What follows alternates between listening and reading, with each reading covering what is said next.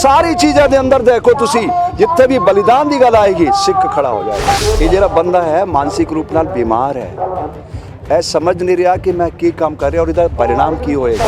ओ नरेंद्र बाबू तेनू चलाइन जाएगा, ए तेरी सारी भोर से खोल देना, सारे तेरे हथियार सारे तो पहले शरीर के अंदर पाना, ए कल्ले दे बंदे दे खून चू हजारों पैदा होने। ए जरा काम कर रहे हो डरपोक बंदा हैगा, वो बहादुर होंदा ना आंदा इत्थे इतिहास के अंदर उसनु है ना कूड़ेदान के अंदर फेंक दिता जाएगा।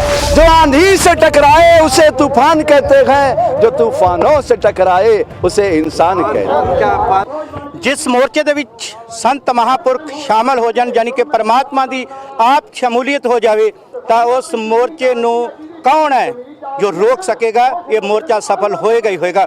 ਸੋ ਸਾਡੇ ਨਾਲ ਸੰਤ ਜੀ ਨੇ, ਅਸੀਂ ਉਹਨਾਂ ਦੇ ਨਾਲ ਰੂਬਰੂ ਹੋ ਰਹੇ ਜੀ। ਸੰਤ ਜੀ सब तो पहले आप जी का स्वागत है जी दा टीवी NRI पे। और मैं चाहना कि अपने मुखारबे चो तुसी खुद अपना नाम और जगह दसो, आप कहाँ से आए, आपका नाम क्या है? वाहिगुरु जी का खालसा वाहिगुरु जी बोले सो निहाल।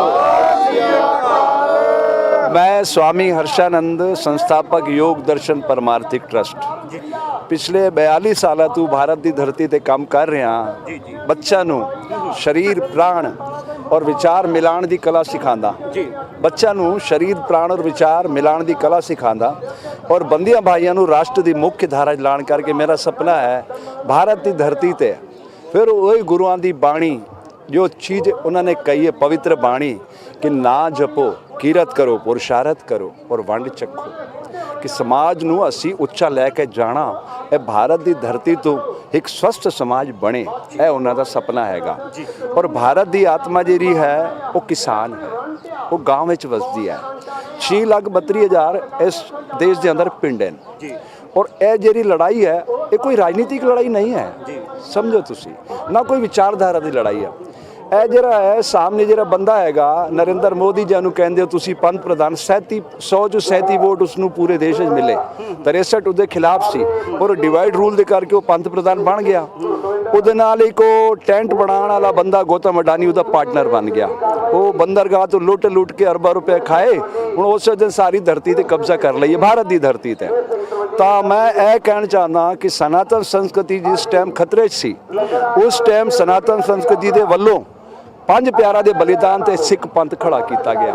ਹੁਣ ਪੂਰੇ ਭਾਰਤ ਨੂੰ ਖਤਰਾ ਪੈਦਾ ਹੋ ਗਿਆ, ਹੁਣ ਭਾਰਤ ਦਾ ਝੰਡਾ ਚੁੱਕ ਲਿਆ ਉਹਨਾਂ ਨੇ, ਸਿੱਖ ਕੌਮ ਨੇ।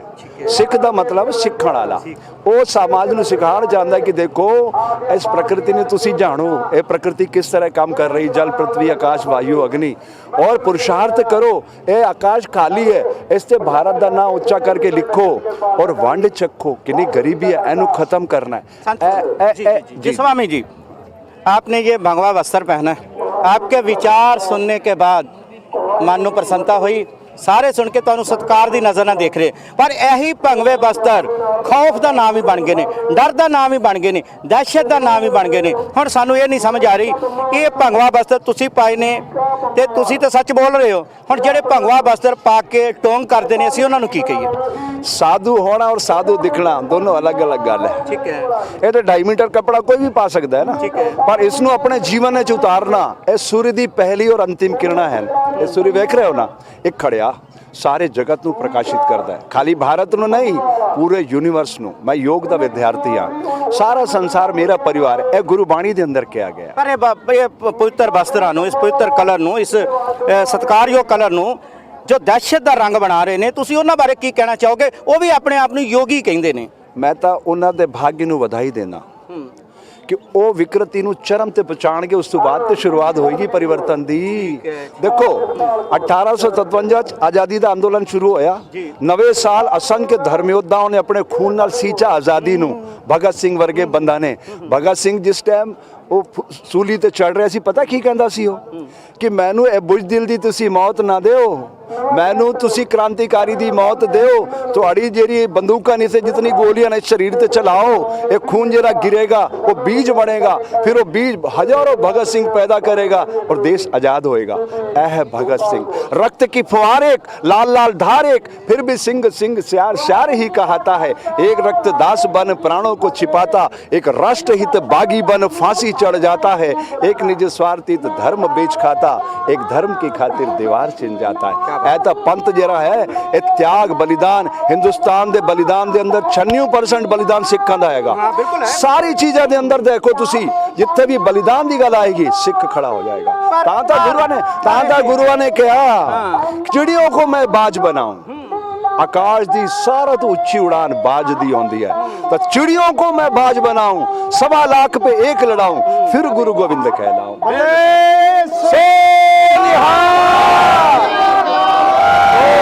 ना ऊर्जा मजा नहीं आया, बोले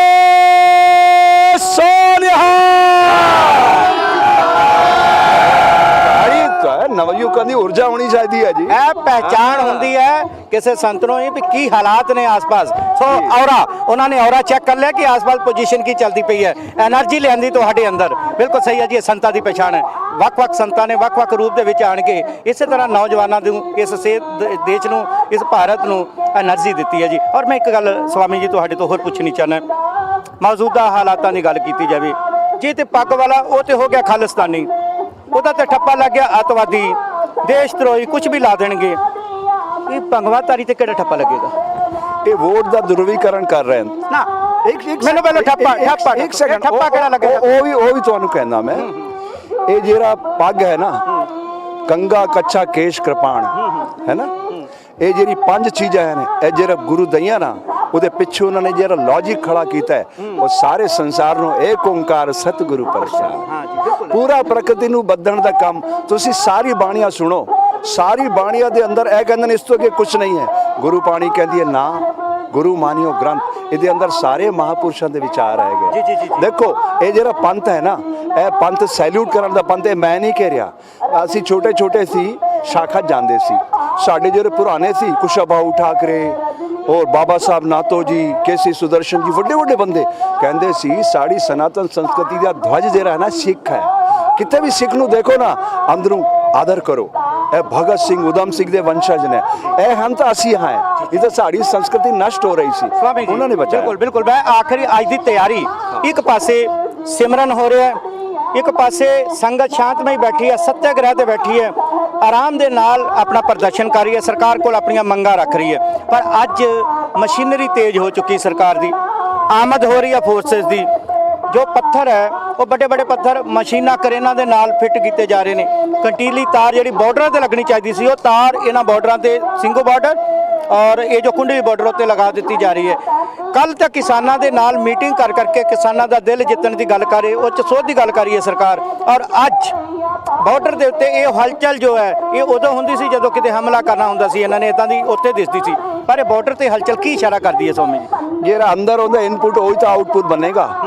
ਉਹ ਤਾਂ ਜਿਹੜਾ ਹੈ ਉਹ ਨਰ ਬਖਸ਼ੀ ਹੈਗਾ। 2002 ਚ ਉਸਨੇ ਗੁਜਰਾਤ ਵਿੱਚ ਕੀ ਕੀਤਾ? ਠੀਕ ਹੈ, ATS ਨੂੰ ਕਿਹਾ ਮਾਰੋ ਕੁੱਟੋ ਫਾੜੋ ਜੋ ਕਰਨਾ ਕਰੋ, ਮੈਂ ਤੁਹਾਡੇ ਨਾਲ ਹਾਂ। ਉਹ ਮੁੱਖ ਮੰਤਰੀ ਸੀ। 2020 ਦਿੱਲੀ 'ਚ ਕੀ ਹੋਇਆ? 2020 ਮੈਂ ਪੁਰਾਣੀ ਗੱਲ ਨਹੀਂ, 1984 'ਚ ਕੀ ਹੋਇਆ? ਮੈਂ ਕਾਂਗਰਸ BJP ਦੀ ਗੱਲ ਨਹੀਂ ਕਰ ਰਿਹਾ। ਲੋਕ ਸਮਝਣ ਮੈਂ ਭਾਈ ਕਾਂਗਰਸ ਦਾ ਪ੍ਰਚਾਰ ਕਰ ਰਿਹਾ, BJP ਦੀ ਖਿਲਾਫਤ ਕਰ ਰਿਹਾ, ਗਲਤ ਗੱਲ ਹੈ। ਮੈਂ ਸਾਧੂ ਦਾ ਬਾਣਾ ਪਾਇਆ, ਮੇਰਾ ਧਰਮ ਹੈ ਸਮਾਜ ਨੂੰ ਸੱਚਾਈ ਦੱਸਣਾ। ਨਮਕ ਖਾਰਾ ਹੈ, ਸ਼ੱਕਰ ਮਿੱਟੀ, ਨੀਮ ਕੜਵਾ।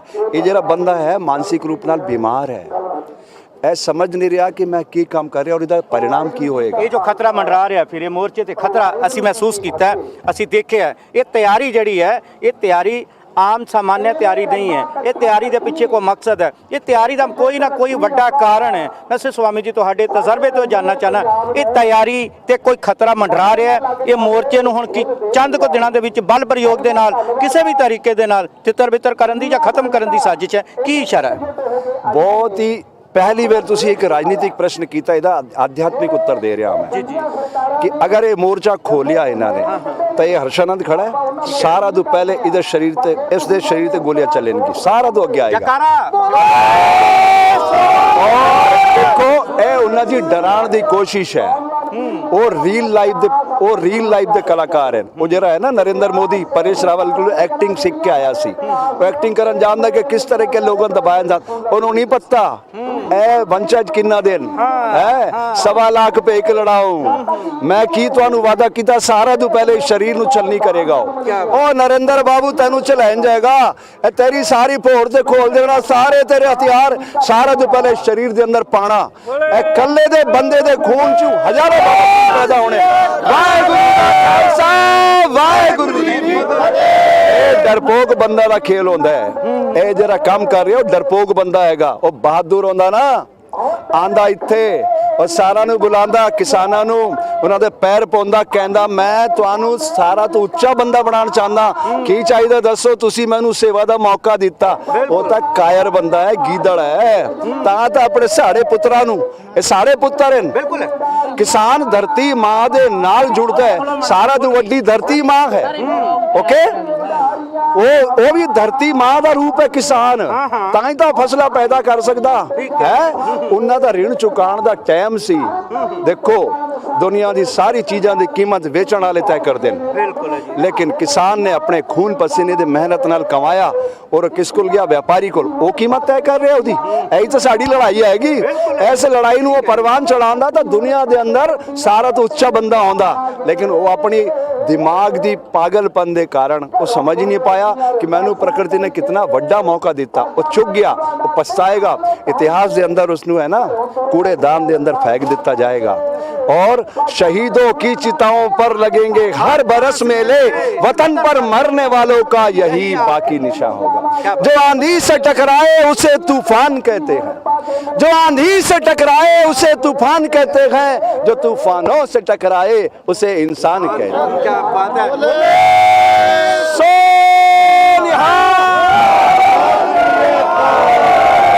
स्वामी हर्षानंद जी, फिर मैं एक गल बार बार कहनी चाहांगा, चाहे संत जरनैल सिंह खालसा का जिक्र कर लो, चाहे होर संतां का जिक्र कर लो, तो चाहे इन्हां संतां का जिक्र कर लो, हर्षानंद जी का, स्वामी जी का जिक्र कर लो, सिर्फ वही बंदा इन्ना सच बोल सकता है ਜਿਹੜਾ ਭਗਤੀ ਦੇ ਨਾਲ ਲੀਨ ਹੋਵੇ, ਜਿਹੜਾ ਪਰਮਾਤਮਾ ਦੇ ਨਾਲ ਹੋਵੇ, ਜਿਹੜਾ ਪਰਮਾਤਮਾ ਨੂੰ ਸਿਮਰਨ ਕਰਦਾ ਹੋਵੇ। ਭਗਤੀ ਔਰ ਸ਼ਕਤੀ ਦੋ ਚੀਜ਼ਾਂ ਇਕੱਠੀਆਂ ਨੇ। ਸ਼ਕਤੀ ਸਿਰਫ ਉਹਦੀ ਜ਼ਬਾਨ ਤੇ ਆਉਂਦੀ ਹੈ ਜਿਹਦੇ ਕੋਲ ਭਗਤੀ ਹੋਵੇ, ਔਰ ਭਗਤੀ ਤੇ ਸ਼ਕਤੀ ਜਦੋਂ ਇਕੱਠੀਆਂ ਹੁੰਦੀਆਂ ਨੇ ਫਿਰ ਵੱਡੀਆਂ ਵੱਡੀਆਂ ਸਰਕਾਰਾਂ ਹਿਲਾ ਦਿੰਦੀਆਂ ਨੇ। ਜਿਹਦੇ ਵੀ ਸੰਤ ਦੇ ਕੋਲ ਭਗਤੀ ਤੇ ਸ਼ਕਤੀ ਸੀ ਉਹਨੂੰ ਦੱਸਣ ਦੀ ਲੋੜ ਨਹੀਂ। ਅੱਜ ਵੀ ਉਹਦੀਆਂ ਤਸਵੀਰਾਂ ਵਿਕਦੀਆਂ ਨੇ ਤੇ ਲੋਕ ਤਸਵੀਰਾਂ ਤੋਂ ਡਰਦੇ ਨੇ, ਥਰ ਥਰ ਕੰਬਦੇ ਨੇ। ਇਹੀ ਕਾਰਨ ਹੈ। ਐਸਾ ਹੀ ਇੱਕ ਸੰਤ ਇੱਥੇ ਵੀ ਪਹੁੰਚਿਆ, ਇਹਨਾਂ ਦਾ ਨਾਮ स्वामी हर्षानंद है, और इन्हें सीधा सीधा ललकार जी मारी है, अजे तक किसी होर इस भंगवें कपड़े दे विच किसी ने नहीं मारी। भावें वो 1.5 अखिया ते 1.25 अखिया बाबा क्यों ना होवे, ते भावें कोई होर बाबा भी क्यों ना होवे, किसी की हिम्मत नहीं पई नरेंद्र मोदी दे नाल इस लहजे च गल करन दी, जेड़ा लहजा तुसीं दा टीवी NRI दे जरिए इन्हां संतां दी जुबान तो सुनिया। एक क्रांतिकारी अल्फाज, इनकलाबी अल्फाज इस योद्धियां दी उस मोर्चे दे विचों निकले ने, जिस दी यही उम्मीद हैगी है कि आउण वाले दिनां दे विच जो संत, किसान और बाकी समाजिक सूरी की झंडे हेठां हो गया तो जित यकीनी है, जित जरूर है। जंग जारी रखो मित्रों, जित पक्की है।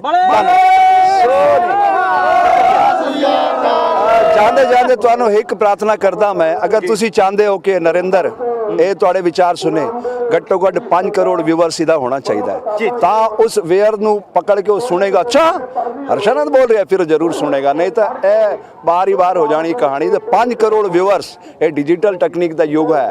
ਜਲਦੀ ਜਲਦੀ ਫੈਲਾਓ ਇਸ ਨੂੰ। ਬਾਬੇ ਜੀ ਦੀ ਜਿਹੜਾ ਵੀ ਚੈਨਲ ਹੈਗਾ ਉਹ 5 ਕਰੋੜ ਪਹੁੰਚੇ। PM ਆਫਿਸ ਦੇ ਅੰਦਰ ਸਿੱਧਾ ਨਰਿੰਦਰ ਮੋਦੀ ਖੋਲੇਗਾ, ਹਰਸ਼ਾਨੰਦ ਮਹਾਰਾਜ ਆ ਗਿਆ।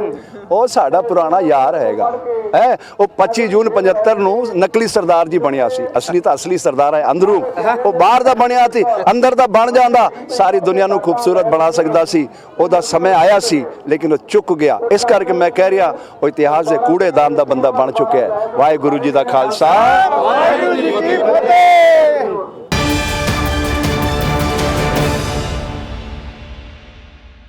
हर गल ते करांगे तिखे सवाल, लवांगे जवाब, भावें कोई होवे वड्डा सियासतदान। मैं जानी कि कमलदीप सिंह जल्द लैके आ रहा तुहाडा अपना प्रोग्राम पढ़दे पिछला सच।